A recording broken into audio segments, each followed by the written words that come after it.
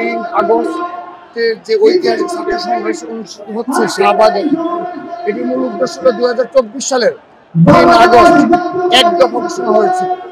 সেই এক দফা ঘোষণায় শহীদ মিনারে ছাত্র দলের হাজার হাজার লাখো ছাত্রদল অংশগ্রহণ করেছে। সেই স্মরণে আমরা আজকের এই ঐতিহাসিক আয়োজন করেছি এবং এখানে আমাদের প্রধান আকর্ষণ বিএনপির ভারপ্রাপ্ত চেয়ারম্যান এবং ছাত্র দলের সাংগঠনিক অভিভাবক জনাব তারেক রহমান। তিনি আজ ছাত্র দলের আমাদের এই লাখো নেতাকর্মীদের উদ্দেশ্যে দিক নির্দেশনামূলক বক্তব্য রাখবেন এবং তারা এই দিক নির্দেশনা নিয়ে এবং এই বাংলাদেশের যে ষড়যন্ত্র চলমান রয়েছে সেই ষড়যন্ত্রকে মোকাবেলা করার জন্য ছাত্রদলকে আমরা প্রস্তুত রাখবো, সেই বার্তা দেওয়া হবে।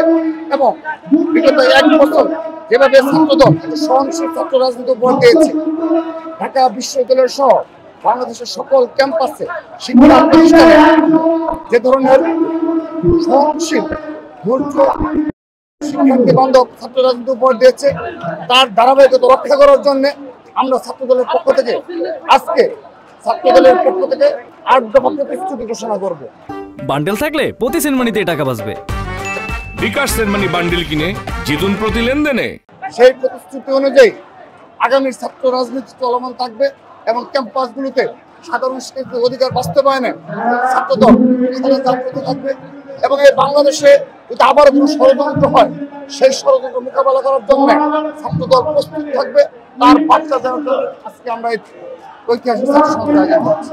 বাংলাদেশ দেশে ইতিমধ্যে প্রায় জুলাই আগস্টে গণঅভ্যুত্থানের 1 বছর পূর্তি উপলক্ষে আমরা অনেক অনুষ্ঠান উদযাপন করছি, কিন্তু আজকের দিন পর্যন্ত এই ডাকসুর ভোটার তালিকায় সেই ছাত্রলীগের সন্ত্রাসীদের নাম আসছে এবং আজকের দিন পর্যন্ত ঢাকা বিশ্ববিদ্যালয় এবং জাহাঙ্গীরনগর বিশ্ববিদ্যালয়ে নামকা ওয়াস্তে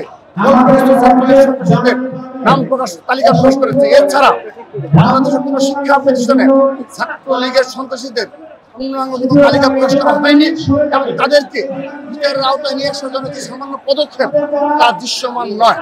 এবং এই নির্দলীয় সরকার আওয়ামী লীগ এবং ছাত্রলীগের সন্ত্রাসীদের বিচারের বিষয়ে তাদের কতটা সদিচ্ছা রয়েছে আমরা সন্দিহান এবং তাদের কতটা সক্ষমতা রয়েছে এ বিষয়ে আমাদের যথেষ্ট সন্দেহ রয়েছে। সেজন্য আমাদের মূল দাবি ছাত্র নির্বাচনের পূর্বে যেন ছাত্রলীগের বিচার এবং সন্ত্রাসীদের চিহ্নিত করে তাদেরকে যেন ছাত্রত্ব বাতিল করার সহ অপর সিদ্ধান্ত না হয়।